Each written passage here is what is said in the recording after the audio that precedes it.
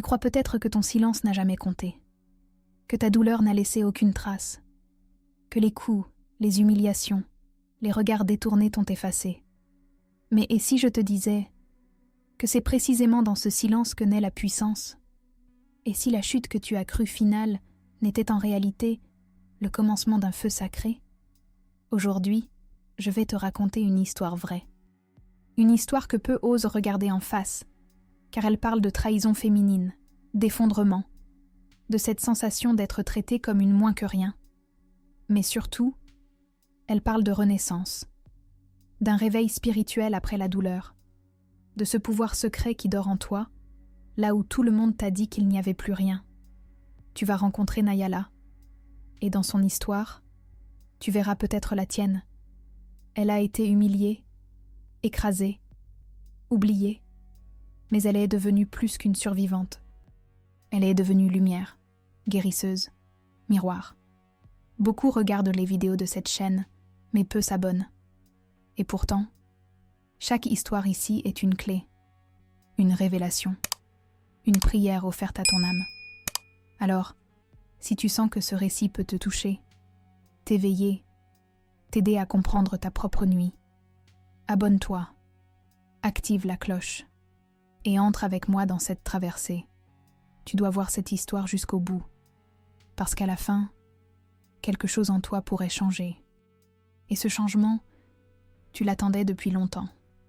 Dans le village reculé de Zambora, caché derrière les collines silencieuses et les arbres témoins de 1000 secrets, vivait une jeune fille dont le nom portait déjà la vibration d'un destin oublié. Nayala.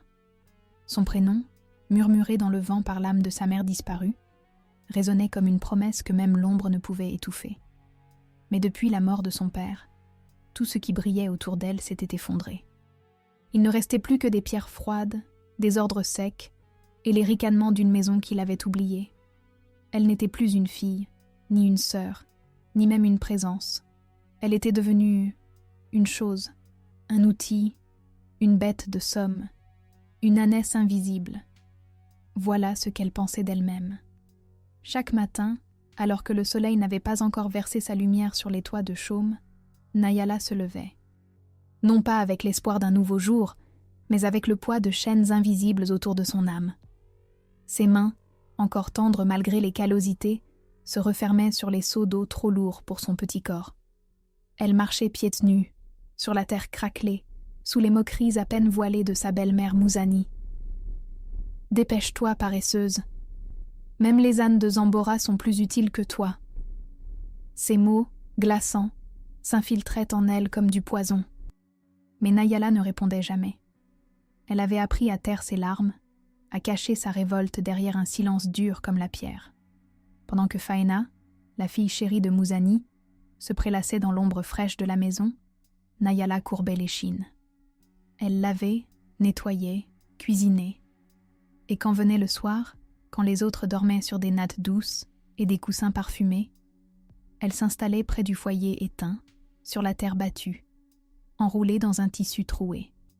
Sa maigre portion de nourriture, souvent les restes que même les chiens rejetaient, devenait son unique festin.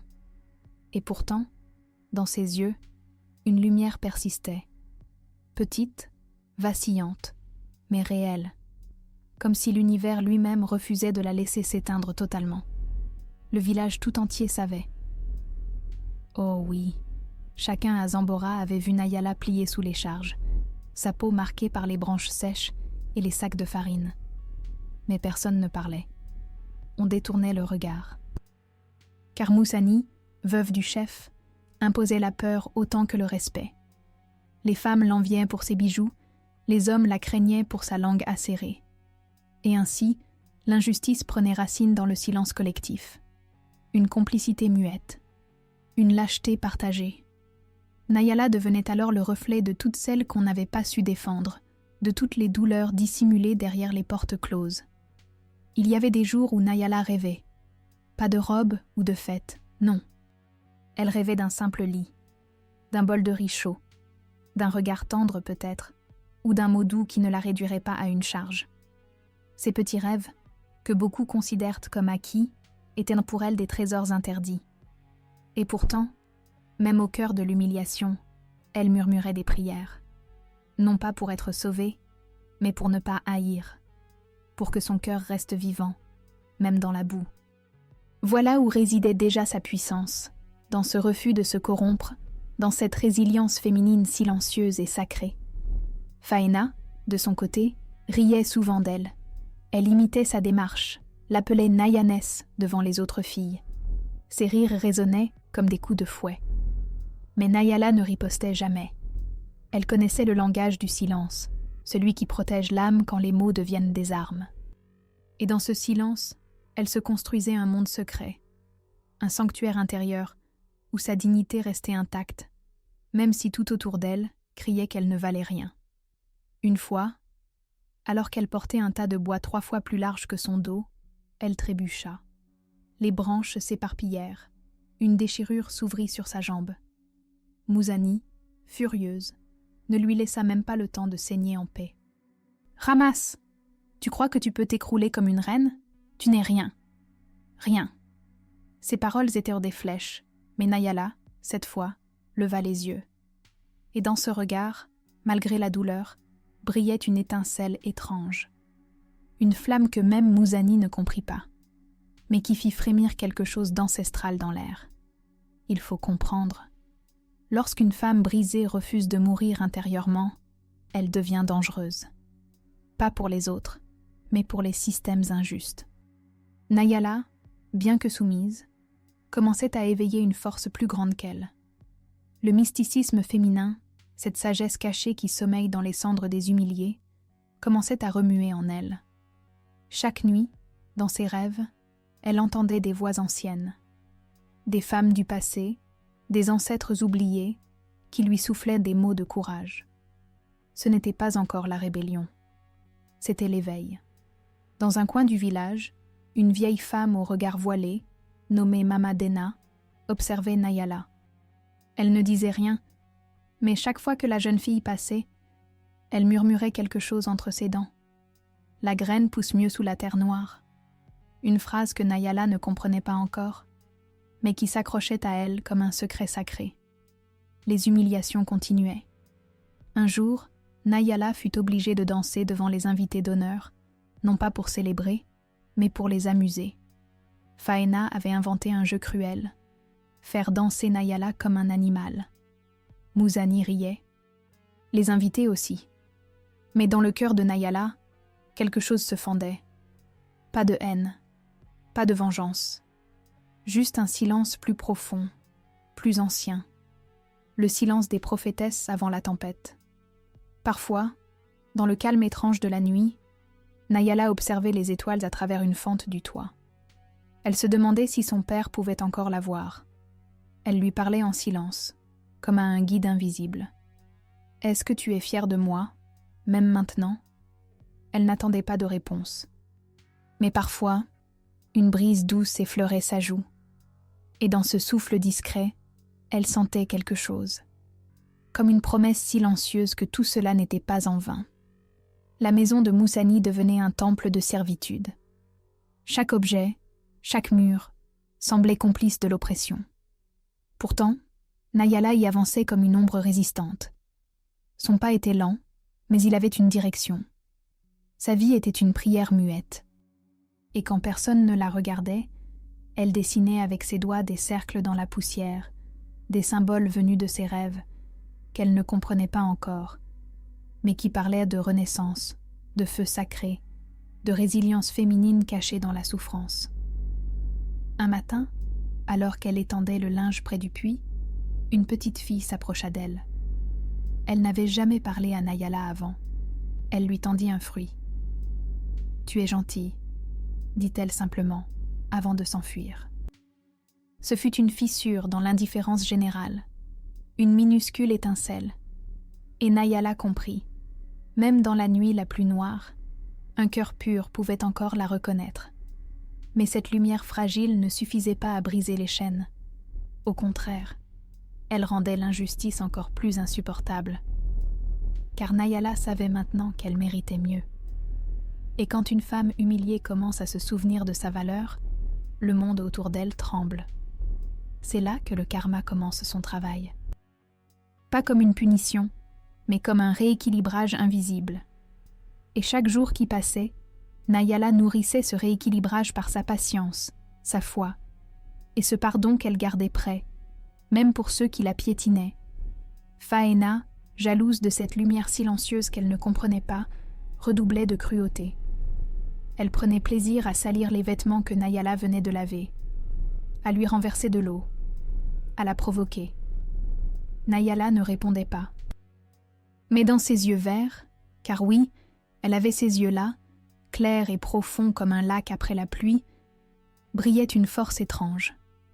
Un rappel que l'âme ne se laisse jamais enterrer vivante, même sous des années de mépris. Les enfants du village, eux aussi, commencèrent à poser des questions. Pourquoi Nayala travaille-t-elle toujours? Pourquoi ne mange-t-elle jamais avec nous? Les adultes répondaient avec gêne ou détournèrent le regard. Le silence devenait lourd, presque sacrilège. Car tout le monde savait. Et quand la vérité devient trop lourde à porter, elle finit toujours par jaillir, comme une rivière qui déborde. Mama Dena, la vieille femme qui observait dans l'ombre, grava un jour sur une pierre derrière sa hutte. L'enfant humilié porte parfois les clés du futur. Certains dirent qu'elle perdait la tête. Mais ceux qui savaient lire entre les lignes comprirent que quelque chose changeait. Nayala n'était plus seulement une victime. Elle devenait un miroir. Et ce que chacun voyait dans ce miroir faisait mal. La cruauté de Moussani, elle, prenait racine dans une blessure ancienne. Une jalousie. Une peur. Mais elle l'ignorait encore. Elle croyait dominer Nayala. En vérité, elle nourrissait sans le savoir une puissance qu'elle ne pourrait bientôt plus contrôler. Car quand une âme est broyée, elle ne meurt pas. Elle se transforme. Et la douleur devient graine. Et la graine finit toujours par germer. Un soir, alors que le feu du foyer crépitait faiblement, Nayala sentit une présence. Ce n'était pas quelqu'un. C'était une sensation. Comme si les murs eux-mêmes l'écoutaient, comme si la terre se souvenait de chaque larme, de chaque silence, de chaque humiliation. Et dans ce silence sacré, elle comprit une chose. Elle n'était pas seule. Jamais. Même dans la poussière, même sous les coups, une lumière veillait. Ce fut cette nuit-là que quelque chose en elle changea. Non pas un cri, pas une révolte, juste un souffle, une promesse intérieure. Que sa vie, aussi brisée soit-elle, n'était pas une erreur. Que chaque pierre posée sur son chemin portait en elle une clé secrète. Et que bientôt, très bientôt, le vent tournerait. Car même dans les ténèbres les plus épaisses, l'aube ne s'oublie jamais. Il y a des instants dans la vie où l'univers lui-même semble retenir son souffle. Des moments suspendus où l'invisible se mêle au visible, où la douleur appelle, sans le savoir, la réponse céleste. C'est un matin de brume, alors que le sol semblait murmurer des complaintes muettes, qu'un étranger posa le pied à Zambora. Son nom était Jabari, mais il ne le disait pas. Il se faisait appeler le voyageur, vêtu d'un tissu sobre, poussiéreux, les yeux couverts par un foulard d'étoffe ocre. Personne ne savait d'où il venait, mais tous sentaient qu'il n'était pas comme les autres. Il marchait comme s'il connaissait les pierres, comme si la terre elle-même le guidait. Nayala, ce jour-là, lavait des ustensiles au bord du puits. Les mains meurtries, le dos voûté, elle fredonnait un chant oublié. Une mélodie sans paroles, transmise dans les veines par les femmes disparues. Jabari passa lentement, s'arrêta, la regarda. Pas comme les autres hommes. Il ne la regarda pas comme on regarde une servante. Il la vit, et Nayala, sans comprendre pourquoi, sentit ses genoux trembler. Ce n'était pas de la peur. C'était comme si une vérité venait d'être reconnue dans le silence. Il ne parla pas tout de suite. Il s'assit à l'ombre d'un arbre et observa le village. Il vit Faena rire, Muzani ordonner, les autres détourner les yeux. Il vit les chaînes invisibles. Et dans un geste simple, mais chargé d'un mysticisme ancien, il retira de sa besace un petit objet enveloppé de tissu rouge. Il attendit que Nayala passe à nouveau. Et dans un murmure presque imperceptible, il lui tendit le paquet. Ce n'est pas grand-chose, mais garde-le près de ton cœur. » Quand Nayala ouvrit le tissu plus tard, seule sous la lune, elle découvrit un petit amulette en bois gravé. Simple, mais puissamment vivant. Elle ne savait pas ce que cela représentait, mais à peine l'eut-elle touché qu'un frisson parcourut son corps. Comme une voix muette, une promesse cachée. Elle n'avait jamais rien possédé. Rien. Et maintenant, ce talisman brûlait entre ses doigts, comme un rappel sacré. Quelque chose allait changer. Cette nuit-là, Nayala rêva. Un rêve différent. Elle était dans une forêt de flammes bleues, entourée de visages féminins lumineux. Elle ne parlait de pas, mais leurs yeux disaient « Nous sommes avec toi ». Une d'entre elles toucha l'amulette autour du cou de Nayala et dit « Ce n'est pas un bijou, c'est une clé ». Et Nayala se réveilla avec des larmes silencieuses, le cœur battant comme un tambour d'initiation. Le lendemain, elle cacha l'amulette dans son pagne, près de sa peau. Muzani la frappa pour une broutille, mais Nayala ne ressentit pas la douleur de la même manière. Il y avait quelque chose en elle désormais. Un feu discret, une chaleur sous les cendres. Elle se tenait plus droite. Et cela ne passa pas inaperçu. Faina fronça les sourcils. Muzani plissa les yeux. Elle sentait... quelque chose leur échappait. Le voyageur, lui, resta dans le village quelques jours. Il parlait peu. Mais ceux qui l'écoutaient disaient qu'il connaissait les étoiles, qu'il pouvait deviner les vérités cachées dans les regards. Un enfant dit même « Il m'a dit ce que je n'osais pas dire à ma mère », et les anciens commencèrent à le respecter, même s'il n'avait ni rang, ni terre. Son autorité venait d'ailleurs. Il vint un soir au foyer de Muzani. Sous prétexte de vouloir acheter des provisions, il entra. Son regard balaya la pièce. Puis il s'arrêta sur Nayala. « La lumière est souvent dissimulée sous les cendres, » dit-il, comme pour lui-même. Et il repartit. Muzani ne comprit pas. Mais Nayala, elle, sentit que ses os vibraient, comme si chaque cellule en elle reconnaissait cette phrase comme un rappel sacré. Nayala commença à chanter plus souvent, doucement, pour elle-même. Elle retrouvait dans ses murmures une force qu'elle ne soupçonnait plus. Le chant devenait une prière, une corde tendue entre sa douleur et l'invisible. Et dans ces chants, le mot renaissance revenait, comme une pluie dans un désert intérieur. Un matin, elle décida de parler à Jabari. Elle le trouva près du vieux tamarinier, seul, comme s'il attendait. « Pourquoi moi ?» demanda-t-elle, et il répondit simplement « Parce que tu n'as jamais cessé de croire. » Nayala baissa les yeux, bouleversée. Elle n'avait jamais su que sa foi silencieuse, son refus de haïr, même dans l'oppression, était une lumière. Mais maintenant, elle savait. Et cela changeait tout. Depuis ce jour, Nayala portait l'amulette comme un secret sacré. Elle n'osait pas en parler, mais elle savait qu'elle n'était plus la même. Ce simple geste, ce symbole discret, avait allumé une étincelle que même la peur ne pouvait étouffer. Et à chaque fois que la douleur revenait, elle posait sa main sur son cœur, là où l'objet reposait, et une chaleur douce se répandait en elle. Ce n'était pas de la magie, c'était la mémoire du divin en elle, un rappel que l'âme blessée porte en son sein la promesse du renouveau. Muzani le remarqua. Nayala n'était plus aussi docile. Elle ne répondait pas, non. Mais ses gestes avaient changé. Il y avait une dignité nouvelle dans la façon dont elle pliait les vêtements. Une lenteur calme, presque royale, dans ses déplacements. Faina, elle aussi, sentait que l'ordre des choses se fissurait. Elle tenta de provoquer Nayala, mais la jeune fille ne réagissait plus comme avant. Ce détachement déstabilisait, car il venait d'un lieu que la haine ne pouvait atteindre. Les enfants, sans comprendre, s'approchèrent plus souvent d'elle. Une petite fille lui demanda un jour « Tu es une sorcière ?» Nayala sourit. « Non, je suis juste réveillée. » Et ce mot resta dans la bouche de l'enfant comme un bonbon rare. Réveillée. Oui, c'est exactement cela.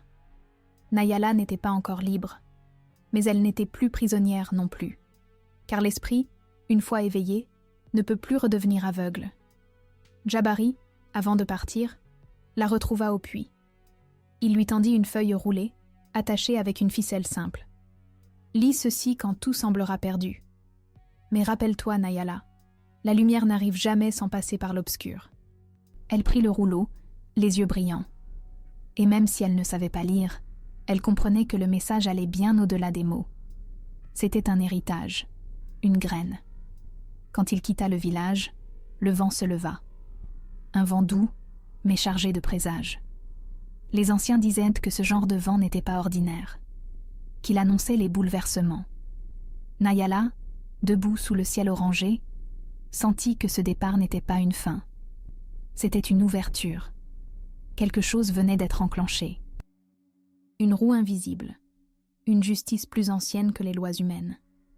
Ce soir-là, pour la première fois depuis longtemps, Nayala ne pleura pas. Elle resta éveillée, les yeux fixés sur les flammes du foyer. Et dans le craquement du bois, elle entendit une phrase qu'elle ne sut jamais si elle venait d'elle ou d'ailleurs. « Tu es né pour plus que ce que tu as reçu. » Et son cœur, longtemps plié par la honte, releva la tête. Avec le départ de Jabari, Nayala sentit un vide, mais pas un vide de perte. Plutôt celui qui précède un accouchement, un silence chargé. Elle savait que désormais, tout allait changer, même si elle ne voyait pas encore comment. Et cela suffisait, car l'espoir, une fois qu'il prend racine, n'a plus besoin de preuves. Il devient une certitude douce, un feu lent, qui consume les anciennes chaînes. Mouzani sentit le vent tourner, même si elle ne voulait pas l'admettre. Elle tenta de renforcer son emprise, d'imposer plus de tâches, plus de cris. Mais la dynamique avait changé. Nayala obéissait, oui, mais sans se soumettre. Ce n'était plus une servante. C'était une flamme. Et plus Moussani soufflait sur elle, plus elle grandissait. La nuit, Nayala rêvait de ponts, d'escaliers faits de lumière, de voix qui lui disaient « Chaque blessure est une porte ». Et elle se réveillait, avec le cœur apaisé, prête à affronter la journée. Car même si rien, en apparence, n'avait changé, tout, en vérité, était en train de muter. Elle portait en elle le germe du renversement. Et la terre entière semblait le savoir. Ce n'était que le début. L'éveil n'efface pas la douleur, mais il la transforme. Nayala n'était plus l'ânesse humiliée, mais la prêtresse en devenir. Le village ne voyait pas encore cette métamorphose, mais bientôt, la tempête viendrait. Et quand elle frapperait, ce ne serait pas pour détruire, mais pour révéler. Car chaque effondrement commence par un souffle. Et Nayala, maintenant, respirait. Il arrive un moment, dans toute traversée de l'ombre, où le corps ne suit plus. Non pas parce qu'il est faible, mais parce qu'il a trop porté, trop encaissé, trop plié sans rompre. Nayala arriva à cette limite un après-midi d'orage, lorsque le ciel semblait refléter sa propre douleur. Elle portait un panier de manioc trempé, les pieds glissant dans la boue, les muscles en feu. Et soudain, tout s'arrêta. Son souffle se coupa. Ses genoux se plièrent. Elle tomba, sans cri, sans plainte, comme si la terre elle-même l'appelait à se reposer. Mouzani accourut, furieuse. Non pas inquiète, non, mais humiliée que la scène se passe devant d'autres. Elle leva la main.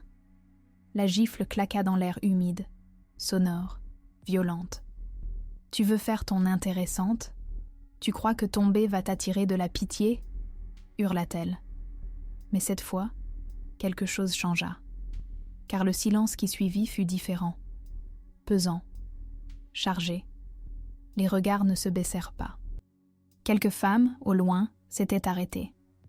Un vieillard fronça les sourcils. Le vent s'était tu. C'était comme si le village entier retenait sa respiration. Nayala, allongée dans la boue, ne pleurait pas. Elle sentait son cœur battre lentement, comme un tambour sacré. Et dans cette immobilité, elle vit quelque chose. Non pas avec ses yeux, mais avec cette vision intérieure que seuls les brisés possèdent. Elle vit un arbre immense, aux racines profondes, et une voix lui murmura « Tu es cet arbre. On a piétiné tes feuilles, mais tes racines tiennent encore, et bientôt, tu pousseras à nouveau. On la ramassa comme un sac. Mouzani l'envoya dans le coin de la cuisine, sans même vérifier son état. Fahéna ricana. Mais cette fois, personne ne rit avec elle. Les enfants s'étaient tus. Une femme glissa un bol d'eau chaude vers Nayala en cachette. Un homme fit semblant de chercher du bois près de la maison, juste pour jeter un œil. Quelque chose avait été vu. Et ce qui est vu ne peut plus être ignoré. Dans la nuit, Nayala se réveilla en sursaut. Non pas de douleur, mais d'un rêve puissant. Elle se voyait couverte de boue, entourée de serpents. Mais au lieu de l'attaquer, ils s'enroulaient autour d'elle, la protégeaient. Et une voix féminine, ancienne et douce, lui soufflait. Ceux qui rampent voient souvent plus clair que ceux qui volent. Elle ne comprenait pas tout, mais elle sentait que ce rêve portait un message. Le lendemain, Mouzani reprit son manège, mais l'énergie avait changé. Nayala bougeait lentement, mais ses yeux étaient ouverts, lucides, transparents. Elle ne craignait plus la gifle, elle ne suppliait plus, elle servait, mais elle n'était plus soumise. Et ce détail infime, invisible aux yeux pressés, devenait insupportable pour Mouzani, car elle perdait le contrôle. La nouvelle se répandit dans le village. Elle est tombée, mais elle s'est relevée. Ce murmure courait de bouche en bouche. Pas comme une nouvelle, mais comme un présage. Car dans les villages anciens, les chutes ne sont jamais anodines. Elles sont signes, appels, révélations. Et Nayala, sans le vouloir, était devenue le centre d'une vérité plus grande qu'elle. Une vieille du nom d'Amasita vint discrètement lui parler. « Tu as vu l'arbre, n'est-ce pas ?» Nayala écarquilla les yeux. « Comment tu sais ?» murmura-t-elle. La vieille sourit. « Parce que je l'ai vu aussi, quand j'avais ton âge. Et c'est toujours après l'arbre que le monde change. » Nayala frissonna. Elle ne comprenait pas encore ce que tout cela signifiait, mais elle savait qu'elle n'était plus seule. Le jour suivant, Fahéna fit tomber exprès un pot d'huile sur Nayala.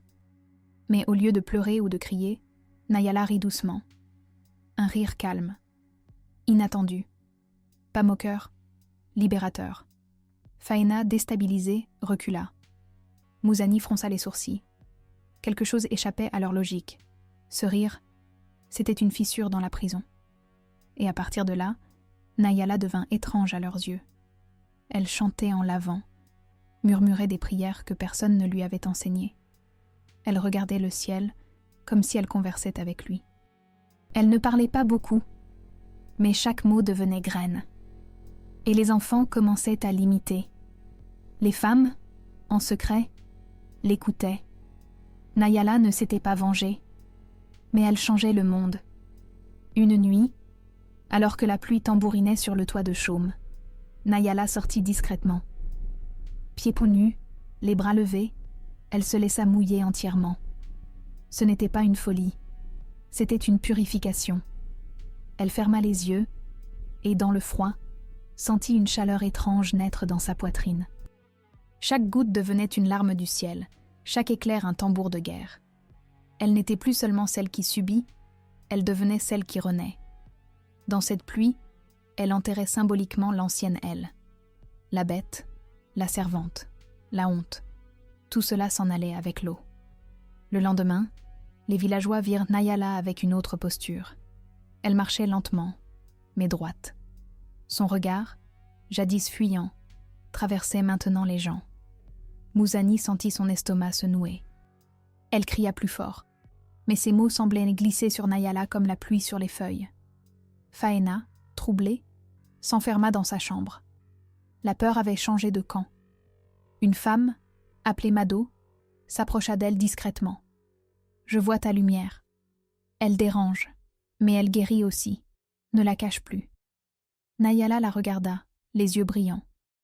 Personne ne lui avait jamais dit cela. Et dans ce simple échange, elle sentit une chaîne invisible se briser. L'isolement.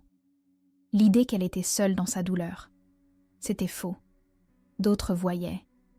Et maintenant, elle commençait à se montrer. Les anciens du village commencèrent à parler entre eux.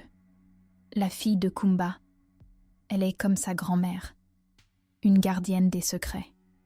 Nayala ne connaissait pas cette partie de son héritage. Mais le nom de Kumba, sa grand-mère maternelle, revenait souvent désormais. On disait qu'elle parlait au vent, qu'elle savait soigner par les chants.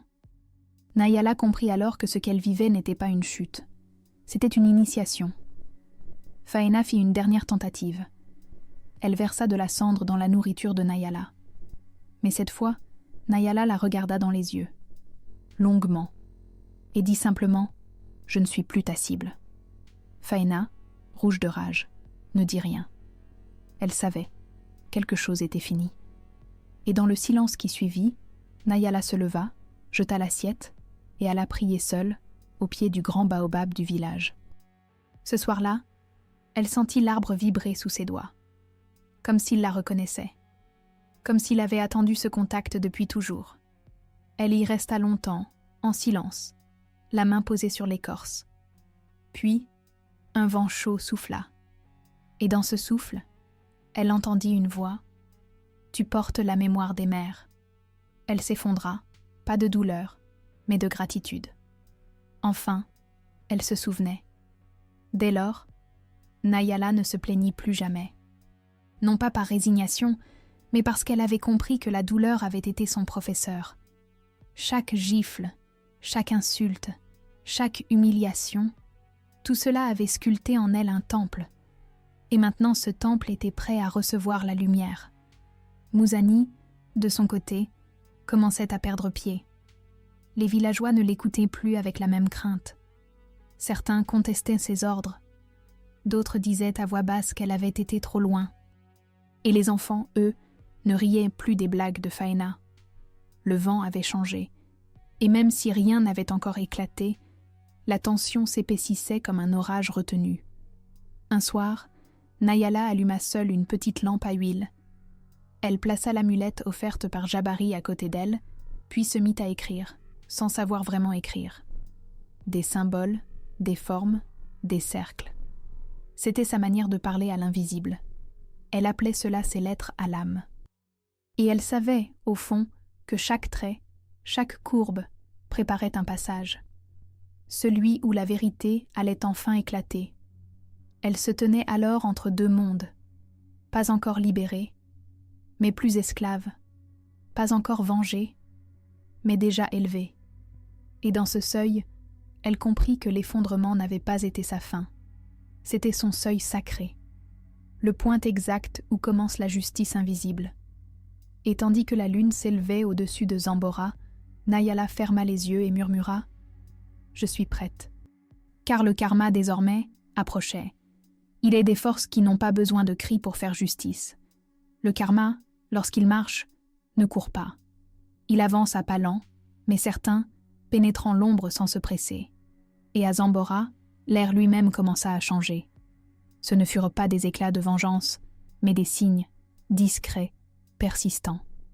Les récoltes de Moussani, jadis abondantes, devinrent pauvres. Ces champs, pourtant bien entretenus, donnèrent des feuilles jaunies, des racines vides. On parla de malchance. Mais ceux qui savaient, comprenaient. Moussani s'énerva d'abord, puis accusa les autres. « Quelqu'un a jeté un sort sur mes terres !» cria-t-elle. Mais les anciens restèrent silencieux. Car la terre, elle, ne ment jamais. Elle donne à ceux qui la respectent. Et elle retire à ceux qui exploitent. Nayala, chaque matin, passait près du champ sans même le regarder. Elle n'avait rien souhaité. Mais l'univers, lui, rééquilibrait les plateaux. Faena, quant à elle, tomba malade. Une toux sèche, étrange. Les guérisseurs ne comprenaient pas de fièvre, pas de blessure, mais elle perdait ses forces. Ses joues creusaient, sa voix devenait tremblante, et chaque nuit, elle faisait le même cauchemar. Nayala, couverte de lumière, la regardait en silence. Ce regard la brûlait plus que la maladie. Moussani, désespéré, alla voir Mamadena. « Dis-moi qui m'en veut !» La vieille la fixa longuement. « Ce n'est pas une personne, c'est ce que tu as semé. » Ces mots la frappèrent, comme un tambour de guerre. Elle sortit furieuse, mais au fond, elle savait. Elle savait qu'elle récoltait ce qu'elle avait infligé, car le pouvoir qui n'est pas juste se retourne toujours contre lui-même. Le village, peu à peu, changeait. Les femmes, autrefois silencieuses, commençaient à murmurer. Peut-être que Nayala n'était pas celle qu'on croyait. Elle n'a jamais crié, jamais frappé, pourtant elle se tient debout. Et dans ses murmures, un respect naissait, pas bruyant, mais profond. Un respect ancien, pour la femme blessée qui ne s'est jamais souillée dans la haine. Une nuit, Muzani rêva. Elle était dans une pièce vide, avec des paniers autour d'elle. Des dizaines. Elle devait tous les porter. Mais ils étaient remplis de sable. Et plus elle en portait, plus ils se remplissaient. Elle hurlait. Et une voix, venue d'en haut, disait « Voilà le poids que tu as imposé à celle que tu appelais moins qu'un âne. » Elle se réveilla en sueur, le souffle court. Ce rêve était un verdict. Le lendemain, elle regarda Nayala de loin. La jeune fille coupait des légumes, paisible. Un chant léger sur les lèvres. Il n'y avait aucune rancune dans ses gestes. Et c'est cela qui troubla Muzani plus que tout, car elle comprit que Nayala ne voulait rien lui reprendre. Elle l'avait déjà dépassé. Un homme du village vint proposer à Nayala un travail dans une autre maison. Elle refusa doucement. « Je ne veux pas fuir, ce n'est pas encore le moment. » Car elle savait. Il restait encore une vérité à naître ici, sur cette terre. Et tant que cette vérité n'aurait pas jailli, elle ne partirait pas. Faena, affaiblie, appela Nayala un jour. D'une voix cassée. Nayala s'approcha. Faena murmura « Pourquoi tu ne me hais pas ?» Et Nayala répondit simplement « Parce que la haine, c'est encore te donner du pouvoir. » Et dans cette phrase, Faena comprit que tout ce qu'elle avait cru dominer lui avait échappé. Une pluie forte s'abattit sur le village, inondant les champs. Tous sauf un. Celui où Nayala plantait, en cachette, quelques légumes derrière la maison. Ce champ-là, petit et oublié, resta intact. Les anciens y virent un signe. L'esprit protège la main juste. Et ce fut la première fois que quelqu'un dit cela à voix haute. Depuis ce jour de pluie, les anciens observaient Nayala différemment. L'un d'eux dit « Elle ne parle pas comme les autres, mais ses gestes parlent pour elle. » Une femme ajouta « C'est peut-être une envoyée, quelqu'un qu'on n'a pas su reconnaître. » Et ainsi, sans trône ni couronne, Nayala devint un point de lumière dans l'âme collective de Zambora. Non pas par force, mais par présence, par endurance sacrée, par transformation silencieuse. Les rires de Faena cessèrent. Les cris de Muzani diminuèrent. L'air dans la maison était devenu lourd, presque sacré, comme si chaque mur portait le poids de la honte. Nayala, pourtant, ne jugeait pas. Elle offrait même, parfois, de l'eau chaude à Faena. Et dans ces gestes simples se cachait le plus grand des pouvoirs, le pardon sans humiliation. Le pouvoir caché du pardon, celui qui brise les chaînes invisibles. Un jour, Muzani essaya de prier. Elle qui n'avait jamais cru qu'à sa propre force. Elle se mit à genoux devant le vieux autel familial. Mais aucun mot ne sortait.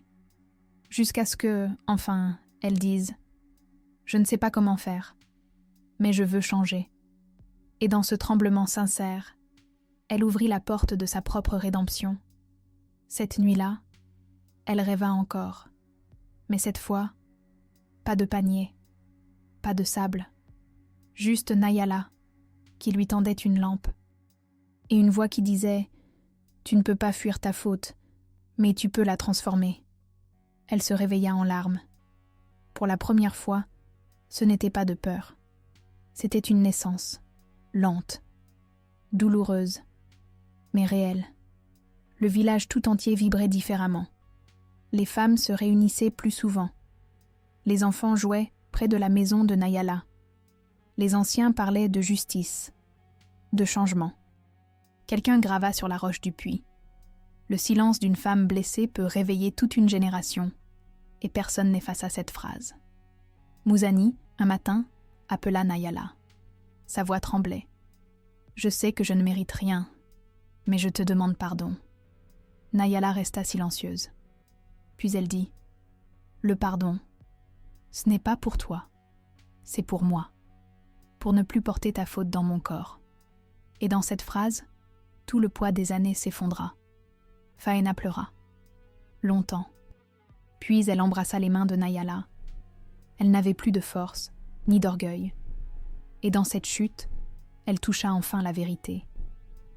Celle que sa cruauté avait toujours voulu fuir. Nayala n'avait jamais été inférieure. Elle avait été lumière depuis le début. Les rêves de Nayala changèrent. Elle n'était plus couverte de boue ou de chêne. Elle se voyait dans une plaine verte, les pieds nus dans l'herbe, entourée de visages paisibles. Les ancêtres la bénissaient. Et dans ce silence onirique, elle entendit « Prépare-toi, la révélation approche. » Le matin suivant, elle s'assit seule au bord du puits. Le même puits qui avait vu ses larmes, ses humiliations, ses prières. Et pour la première fois, elle sourit. Pas un sourire de victoire, mais un sourire d'alignement. Tout ce qu'elle avait traversé avait un sens, une direction. Et maintenant, elle se sentait prête à recevoir ce que la vie retenait depuis trop longtemps. Car dans le souffle même de l'univers, une porte s'ouvrait. Non pas une porte vers la vengeance, ni vers la fuite, mais vers une justice sacrée, une vérité ancestrale, celle qui ne s'impose pas, mais qui se révèle. Et dans cette attente sacrée, Nayala leva les yeux vers l'horizon. Elle ne savait pas quand, mais elle savait que cela venait, et elle était prête.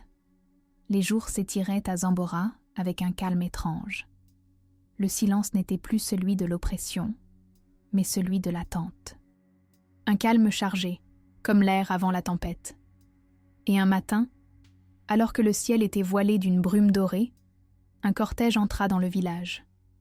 Pas un cortège bruyant, mais solennel. Hommes à cheval, tissus royaux, tambours feutrés. Les villageois sortirent, étonnés. Au centre marchait un homme que certains reconnurent aussitôt, Jabari. Mais ce Jabari-là n'était plus le voyageur aux vêtements poussiéreux. Il portait une tunique bleue nuit, brodée d'or, un turban digne des anciens rois de Bamuto. À ses côtés, 2 gardes, silencieux, et dans ses yeux, la même lumière, la même douceur, mais aussi une autorité nouvelle, pas imposée, inhérente. Il regarda les villageois comme s'il les avait toujours connus, et dit simplement « Je suis venu chercher ce que j'avais laissé entre les mains du destin. » Le chef du village s'avança, courbé, mal à l'aise. Nous ne savions pas. Jabari le coupa doucement. On ne vous a rien caché. Vous n'avez juste pas regardé. Et dans cette phrase, le village entier se sentit nu. Car il avait raison. La vérité avait toujours été là. Discrète, brillante, dans la personne de Nayala. Muzani, pâle, tenta de fuir la foule, mais Jabari l'arrêta d'un regard. « Vous resterez, car ce n'est pas un jugement, c'est une révélation. » Les gens murmurèrent. Nayala, de loin, observait, le cœur battant. Elle ne comprenait pas encore. Tout en elle tremblait. Pas de peur, mais d'un pressentiment ancien, comme si chaque cellule se souvenait de quelque chose. Jabari la chercha du regard. Lorsqu'il la vit, il s'approcha lentement. Et devant tous, il s'agenouilla. « Tu m'as reconnu avant même que je sache qui j'étais pour toi. » Nayala, paralysée, ne savait que répondre. Il continua.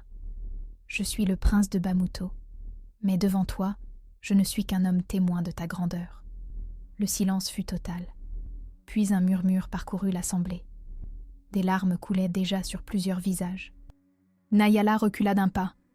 Pas par rejet, mais parce que cette vérité était trop grande pour être contenue. « Pourquoi moi ?» souffla-t-elle. Jabari sourit. « Parce que tu as tenu bon, quand tout criait de céder.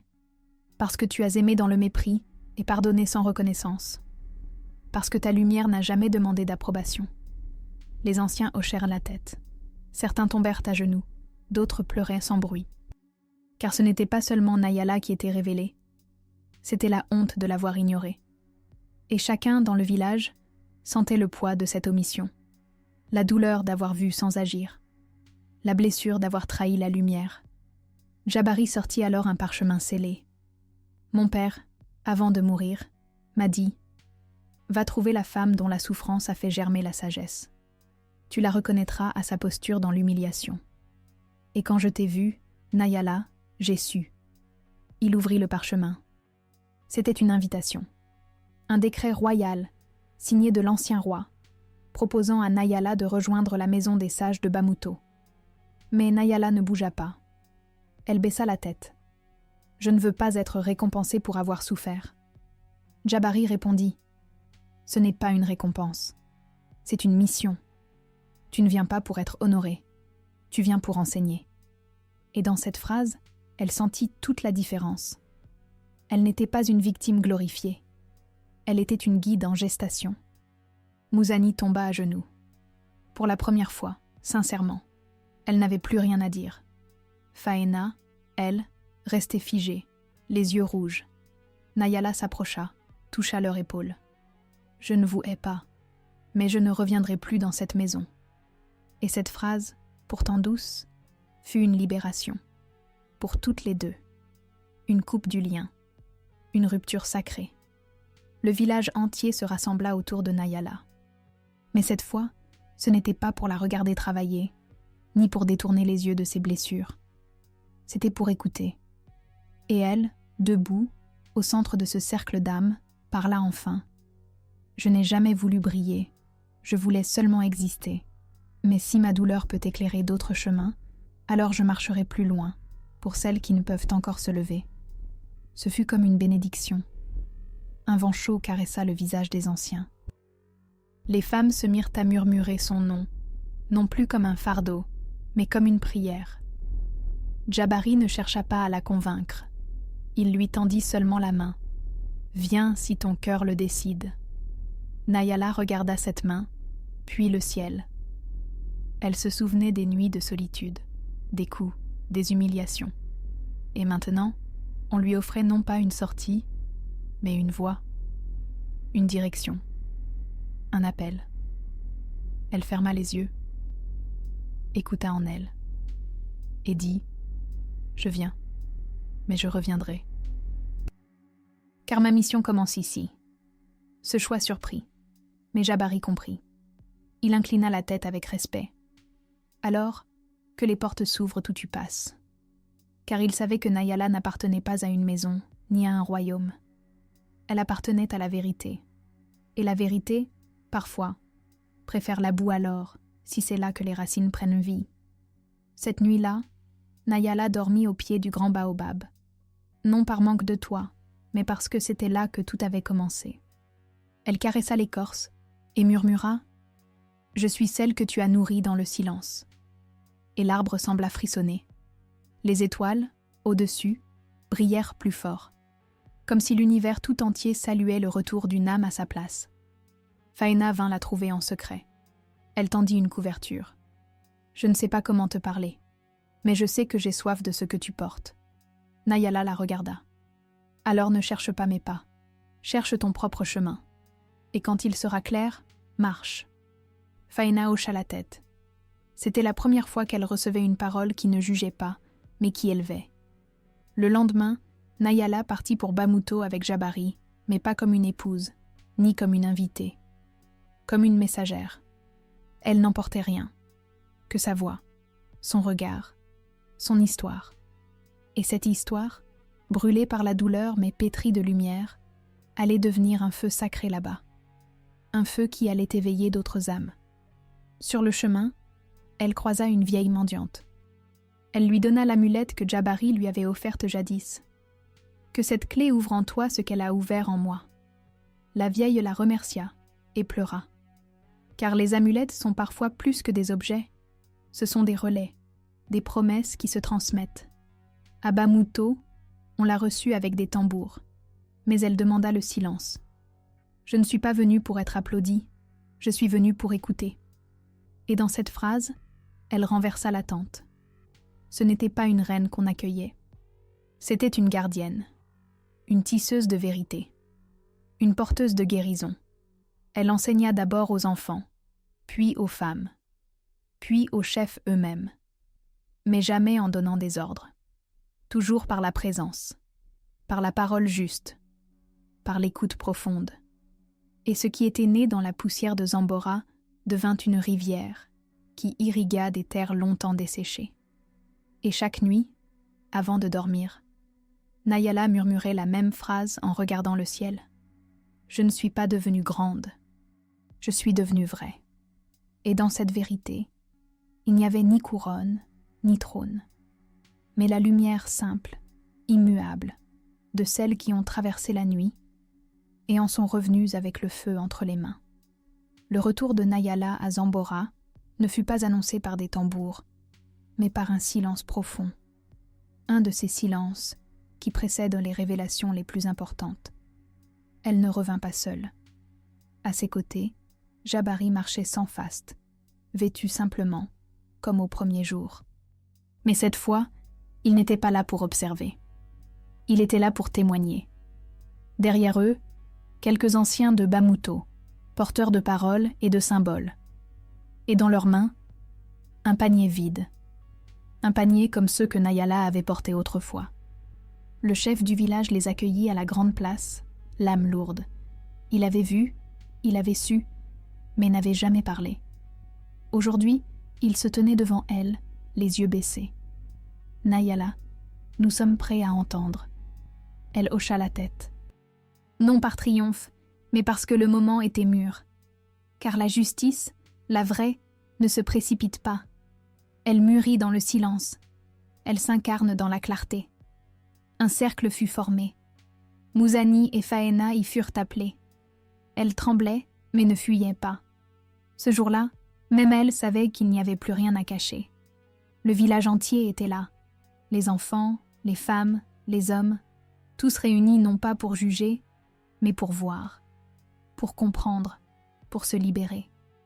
Un ancien de Bamuto se leva. Il montra le panier vide. Pendant des années, cet enfant a porté cela. Des charges invisibles, remplies d'humiliation, de silence, de larmes que vous n'avez pas vues. Puis il commença à remplir le panier. D'abord avec du sable. Ceci, c'est le mépris. Puis des pierres. Ceci, la solitude. Puis une corde. Ceci, les liens de la peur. Chaque geste était lent, sacré. Et chaque villageois ressentait le poids que Nayala avait porté sans bruit. Lorsque le panier fut plein, Nayala s'en approcha. Elle le souleva. Il était lourd, très lourd. Mais elle le tint quelques secondes. Puis, lentement, elle le posa à terre. « Je ne le porte plus », dit-elle. Et cette phrase coupa l'air, car elle signifiait plus qu'un simple geste. Elle marquait la fin d'un cycle, le lâcher-prise, la libération après l'humiliation. Faena s'effondra. Elle pleura comme une enfant. Pas par peur, mais parce qu'elle comprenait enfin. Elle vit dans ce rituel ce que ses propres actes avaient pesé. Et dans ses larmes, il n'y avait pas de défense. Seulement l'aveu, le regret, la conscience. Muzani resta droite, mais son visage se crevassa comme une terre sèche. Elle ne parlait pas, mais ses yeux, rouges, cherchaient Nayala. « Je ne peux rien te rendre », souffla-t-elle. Nayala s'approcha, posa la main sur le panier au sol et dit « Je ne veux rien de toi, je voulais seulement être vue. » Et cette vérité, si simple, frappa plus fort que 1000 reproches. Alors, Jabari s'avança. Il déposa un tissu blanc au centre du cercle. Ceci est le symbole du passage.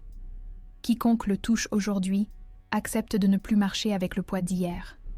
Un à un, les villageois vinrent poser leurs mains. Non pas pour Nayala, mais pour eux-mêmes. Car chacun portait une part de cette injustice silencieuse. Et chacun voulait renaître avec elle. Quand ce fut au tour de Nayala, elle s'agenouilla. Elle posa les 2 mains sur le tissu, ferma les yeux, et dans un souffle, murmura « Je vous rends votre part, je garde la mienne, et j'avance. » Une phrase ancienne, enseignée par les femmes de Bamuto. Une prière de séparation énergétique, une bénédiction secrète. Alors, quelque chose changea dans l'air, comme si un poids collectif avait été levé. Les enfants se mirent à rire doucement.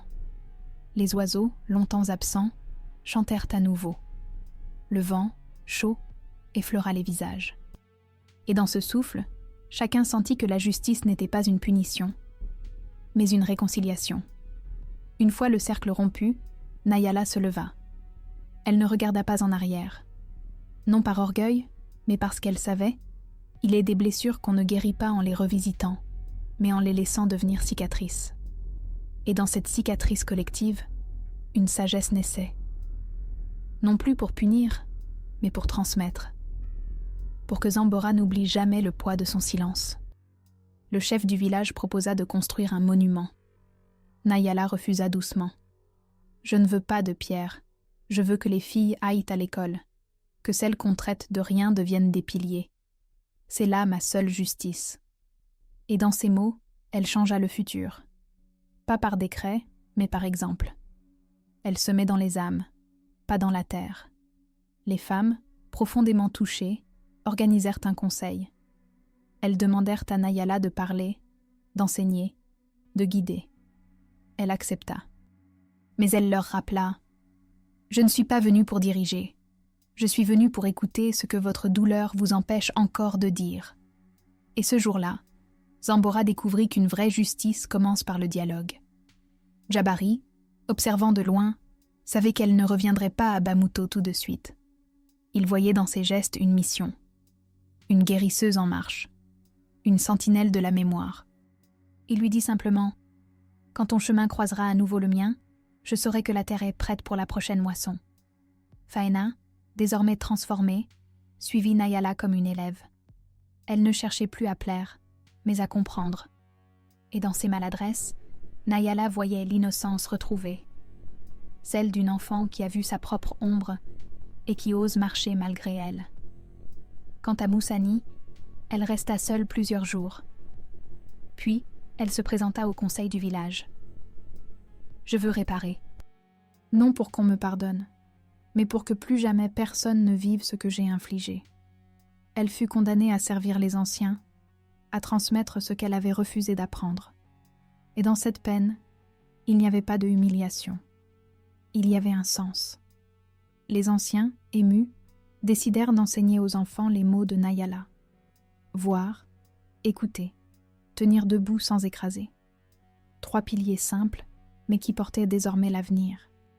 On grava même ces mots sur une pierre posée à l'entrée du village, pas comme un trophée, mais comme un rappel. Un soir, Nayala réunit les femmes sous le grand baobab. Elles chantèrent, elles pleurèrent. Et dans ce chant, dans cette vibration partagée, Zambora s'éleva. Non pas physiquement, mais spirituellement. Le village n'était plus le même. Il s'était purifié par le feu doux de la vérité.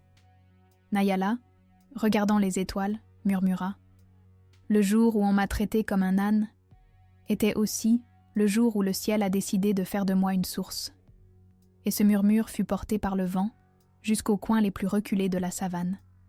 Car les vérités dites dans la lumière guérissent bien au-delà des frontières visibles. Et c'est ainsi que, dans un lieu oublié du monde, une jeune fille sans nom, sans voix, devint un repère. Pas une sainte, pas une héroïne, mais une âme éveillée, une gardienne du juste. Et dans l'ombre encore chaude de ce jour sacré, la terre entière sembla retenir un souffle, car quelque chose venait de s'aligner. Et l'univers, reconnaissant, se tut. Le pardon n'efface pas la douleur, il la transforme. Et dans les jours qui suivirent la cérémonie, c'est exactement ce que Nayala vit dans les regards de celles et ceux qui l'avaient blessée. Il n'y avait plus de peur dans l'air, plus de fausse domination, seulement une lente reconnaissance. Une humilité nouvelle. Mouzani ne fuyait plus les regards, elle les cherchait, non pour dominer, mais pour comprendre ce qu'elle n'avait jamais voulu voir. Chaque matin, elle se levait avant l'aube, se rendant chez les anciens pour préparer l'eau, balayer les allées, écouter en silence les paroles des vieux sages. Son dos, autrefois droit d'orgueil, s'était courbé, pas par fatigue, mais par révérence. et dans ce courbement, Nayala vit naître une femme nouvelle. Non pas effacée, mais reconnectée. Faina, quant à elle, refusait désormais tout privilège. Elle portait ses propres charges, cuisinait pour les autres filles. Et surtout, elle demandait des histoires à Nayala. « Raconte-moi encore quand tu es tombée, sous la pluie, et que tu t'es relevée. » Elle écoutait avec une soif sincère. Pas pour se glorifier de la douleur d'autrui, mais pour apprendre la posture intérieure de celle qui se relève sans haine. Le village changeait, lentement. Les filles, autrefois tenues à distance des savoirs, étaient maintenant les premières à s'asseoir au cercle d'apprentissage. Nayala, assise au centre, enseignait sans livre, par la parole, par le silence, par le regard. Ses mots étaient comme des graines. Ils tombaient en terre, et le cœur de celle qui l'écoutait devenait le sol fertile d'un avenir différent. Un jour, une jeune fille appelée Kema, au regard vif mais au passé lourd, s'approcha timidement. « On dit que tu vois dans les cœurs. Tu crois que moi aussi je peux changer ?» Nayala sourit. « Tu n'as pas besoin de changer. Tu as besoin de te souvenir. » Et cette phrase devint le mantra de nombreuses femmes. Car au fond, la transformation n'est pas un devenir. C'est un retour. Le marché du village, autrefois dirigé par les hommes, ouvrit enfin une place pour les femmes commerçantes. C'était une petite avancée, mais immense en symbolique. Nayala refusa qu'on dise que c'était grâce à elle. Ce n'est pas moi, c'est la mémoire retrouvée des mères. C'est la dignité revenue par le ventre de la terre. Et cette humilité inspira plus que 1000 discours. Mouzani, un matin, demanda à Nayala la permission de parler devant le conseil. Nayala accepta.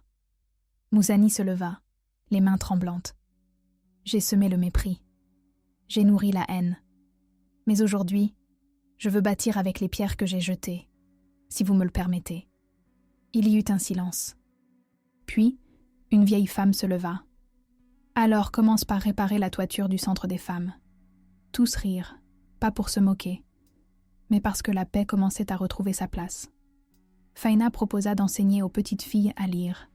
Elle, qui avait tant ri autrefois, riait maintenant avec elle. Mais d'un rire pur, d'un rire qui ne blesse pas. Et Nayala, la voyant ainsi, sut que la justice avait accompli bien plus que punir. Elle avait guéri. Un soir, autour du feu, une femme s'approcha de Nayala. « J'ai vu ce que tu es devenue. Mais je me demande encore, comment tu as fait pour ne pas devenir comme elle ?» Nayala regarda les flammes. « Parce que j'ai choisi la douleur comme maître, et non comme excuse. » Et ce secret, si simple et si puissant, se grava dans les braises du feu partagé. Une légende commença à naître. On racontait que Nayala avait parlé avec les arbres, que le grand baobab l'avait reconnue, que son amulette venait d'un esprit ancien. Elle ne niait rien. Elle souriait, car elle savait que derrière chaque légende se cache une blessure transformée en lumière. Et si son histoire pouvait porter d'autres femmes, alors qu'elles deviennent contes. Peu à peu, les enfants de Zambora commencèrent à poser d'autres questions. Non plus. Qui est la plus forte? Mais qui est la plus vraie? Et dans cette simple bascule, tout changea. Les héros cessèrent d'être ceux qui imposaient pour devenir celles et ceux qui reliaient. Nayala avait éveillé une nouvelle mesure, celle de l'âme. Et désormais, même les jeux d'enfants portaient cette sagesse en germe. Un ancien déclara que la lune brillait plus fort depuis que Nayala parlait sous le baobab. Elle n'a pas changé le ciel, mais elle a nettoyé nos yeux. Et dans cette phrase poétique, beaucoup trouvèrent une vérité difficile à formuler. Nayala n'avait pas seulement guéri sa propre histoire, elle avait réouvert la mémoire collective. On institua un jour de silence par mois où chacun devait s'asseoir et écouter son propre cœur. Cela venait d'un simple rituel proposé par Nayala. Si tu ne peux pas t'entendre, comment veux-tu entendre l'autre? Ce jour devint sacré, et même les plus bruyants y trouvèrent une forme de paix. Mouzani, transformée, commença à enseigner ce qu'elle avait appris dans l'humilité. Elle devint l'exemple vivant que la chute, si elle est accueillie avec vérité, peut devenir un chemin de retour. Et ceux qui l'avaient crainte autrefois, commencèrent à l'écouter avec respect, non pas pour ses anciens titres, mais pour sa métamorphose sincère. Faena écrivit un chant en l'honneur de Nayala. Elle le chanta seule, un soir, devant la communauté. Il parlait d'une fleur qui pousse dans la poussière, d'un fruit né d'une branche brisée. Et dans ce chant, chacun comprit que Faena avait trouvé sa voie. Pas celle des moqueries, mais celle du pardon incarné. Le soir, Nayala priait encore. Non pour demander, mais pour remercier. Merci pour la boue. Merci pour les pierres. Merci pour les silences. Ils m'ont tous construite. Et dans cette gratitude qui ne nie rien, mais embrasse tout, elle devenait un canal. Non plus une blessée, mais une guérisseuse. Une école fut bâtie au nom des filles silencieuses. Non au nom de Nayala. Elle refusa cet honneur. Ce n'est pas mon nom qui importe. Ce sont celles qui, aujourd'hui encore, se taisent dans les coins. Et cette école devint un refuge, un sanctuaire, un phare pour les âmes en gestation. Jabari revint la voir un an plus tard. Il ne proposa rien. Il vint simplement s'asseoir à ses côtés. « Tu as bâti sans mur. Tu as guéri sans toucher. Tu as aimé sans demander. » Et elle répondit « J'ai simplement choisi la lumière, même dans la nuit. » Ils restèrent là, en silence. 2 flammes, 2 témoins. Un dernier cercle fut organisé. Nayala y parla peu. Elle ferma les yeux, leva les mains au ciel et dit « Ce village est prêt maintenant, car il a accepté de voir, et ce qu'on voit ne peut plus jamais être ignoré. » Les larmes coulaient, mais cette fois, elles n'étaient pas de douleur. Elles étaient de reconnaissance. Et tandis que les étoiles se levaient au-dessus de Zambora, une voix d'enfant demanda « Et maintenant, que va faire Nayala ?» Elle sourit, regarda l'horizon et répondit « Maintenant, je retourne là d'où je viens, là où naissent les histoires. » Une manière de dire que sa mission ne s'arrêtait pas. Elle ne faisait que changer de forme. Les années passèrent, mais le nom de Nayala ne s'effaça pas. Il ne resta pas non plus figé dans une légende figée. Il circulait dans les marchés, dans les chansons, dans les silences pleins des anciens. Les enfants apprenaient là son histoire, non comme un conte, mais comme une vérité incarnée. Une vérité qui disait que la douleur ne nous définit pas. C'est ce qu'on en fait qui façonne notre nom. Nayala ne chercha jamais les honneurs. Elle refusa les titres, les statues, les trônes symboliques. Elle demanda simplement que l'on plante un arbre, un baobab, au centre du village. Que ses racines rappellent ce que j'ai dû enfouir, que son ombre protège celles qui n'ont encore rien. Et cet arbre devint plus qu'un repère. Il devint un temple vivant. Elle enseignait toujours, mais maintenant, elle parlait aussi dans d'autres villages. On l'appelait la passeuse d'âme, car partout où elle allait, les femmes semblaient retrouver leur souffle. Les hommes aussi, parfois, posèrent leur bâton de pouvoir pour écouter, car la parole de Nayala ne divisait pas. Elle révélait. Et chacun y trouvait sa part. Un jour, une jeune fille du Nord vint la trouver. On dit que tu transformes les cendres en lumière. Nayala sourit. Je n'ai rien transformé. J'ai juste cessé de me battre contre ce qui m'avait formé. Cette sagesse simple, si difficile à incarner, devint une prière partagée dans tout Bamuto. Zambora, autrefois enfermée dans ses traditions figées, ouvrit des écoles mixtes, organisa des conseils de femmes, créa une maison pour les filles battues. Chaque décision portait l'empreinte invisible de Nayala, non pas par peur, mais par amour. On disait que son silence pesait plus qu'un discours de chef. Les anciennes du village créèrent une cérémonie nouvelle, la veillée des mains levées. Une nuit par an, chaque femme se rassemblait sous le baobab, levait les mains au ciel et murmurait une promesse. Ce rituel venait d'une phrase de Nayala. Les mains qui ont porté le poids peuvent aussi porter la lumière. Jabari, devenu roi de Bamuto, resta en lien avec Nayala. Mais leur relation ne fut jamais enfermée dans des rôles. Ils se retrouvaient parfois en secret, au bord de la rivière, pour marcher en silence. « Tu es ma reine sans couronne », disait-il.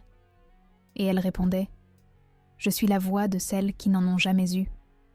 Leur lien était plus fort que l'amour romantique. Il était alliance sacrée. Un jour, un groupe d'hommes puissants proposa à Nayala un poste politique. Elle refusa. « Le pouvoir ne m'intéresse que s'il répare. Je préfère rester là où la blessure commence. » Et dans ce refus, elle enseigna plus que 1000 décrets.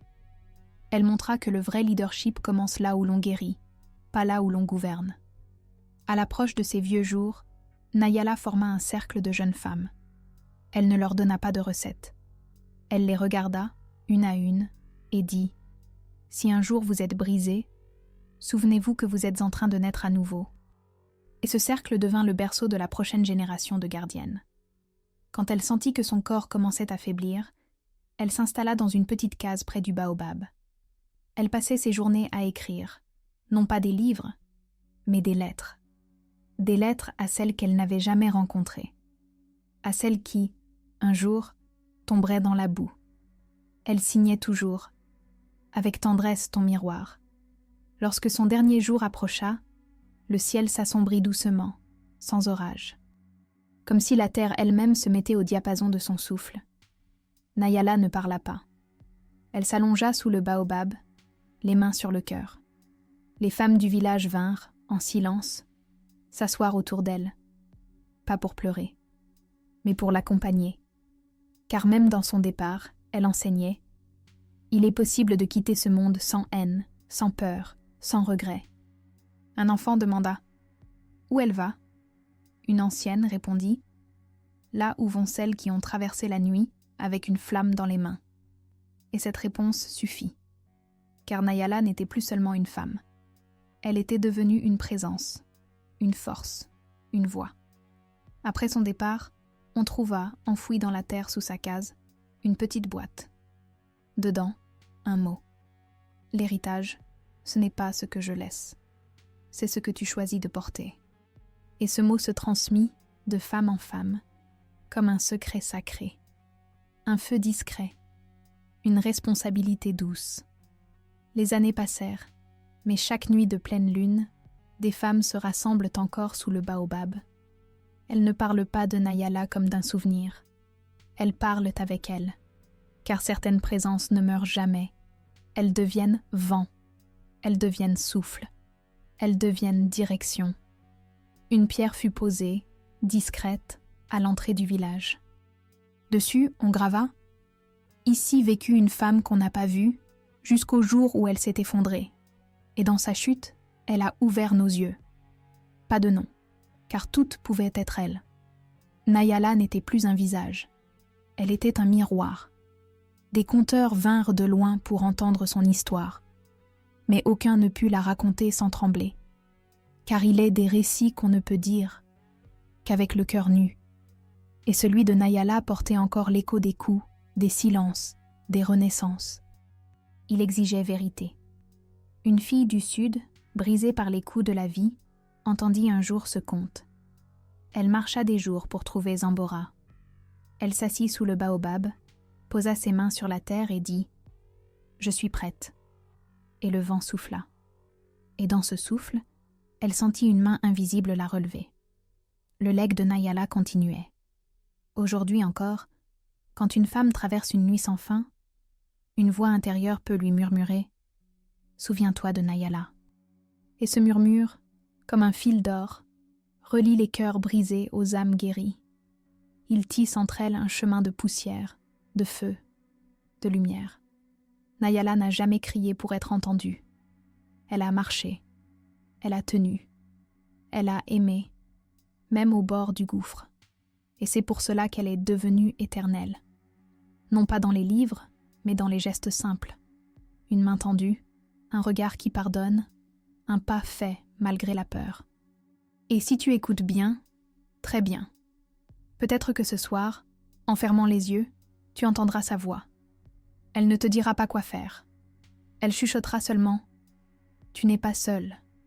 La lumière revient toujours, même pour celle qu'on a traitée comme un âne. Et c'est là que commence ton propre feu sacré. Et maintenant, je veux te poser une seule question. As-tu déjà été cette femme qu'on a piétinée, ignorée, et qui pourtant portait en elle une lumière que personne ne voyait ? Si oui, raconte-moi. Partage ton histoire dans les commentaires. Car ici, chaque mot laissé par une âme blessée devient une graine de guérison pour une autre. Dis-moi, quelle partie de cette histoire a touché ton cœur? Quel moment t'a réveillé de l'intérieur? Je lis chacun de vos mots, et c'est ensemble qu'on tisse ce sanctuaire de vérité et de renaissance. Et si cette histoire a résonné en toi, abonne-toi, active la cloche. Parce qu'ici, chaque vidéo est un feu sacré. Et celle qui vient juste après celle-ci pourrait bien t'apporter une nouvelle réponse que ton âme attend en silence. Clique sur la prochaine vidéo à l'écran. Elle t'attend. Comme une clé, comme une main tendue. Avec tendresse, cicatrice de l'âme.